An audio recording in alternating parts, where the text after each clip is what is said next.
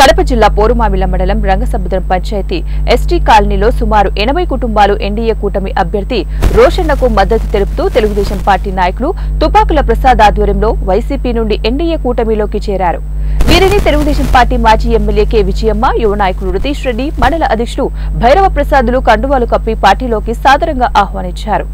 ఈ సందర్భంగా వారు మాట్లాడుతూ ఎన్డీఏ అభ్యర్థి బొజ్జ రోసన్నను అత్యధిక మెజారిటీతో గెలిపించాలని కోరారు.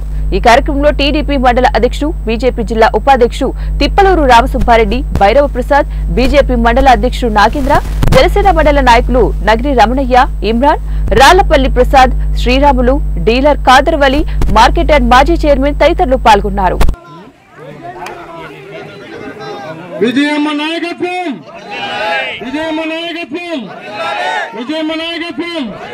మీకందరికీ తెలుసు, వాళ్ళ భూ కబ్జాలు చేసుకుని నాయకులు తింటున్నారు. కానీ ఏ పేదవానికి కూడా కొద్ది ఒక సెంటు స్థలం కానీ ఏది కూడా ఇచ్చిన పాపాన్ని లేదు. వాళ్ళు ఎంతసేపు నాయకులు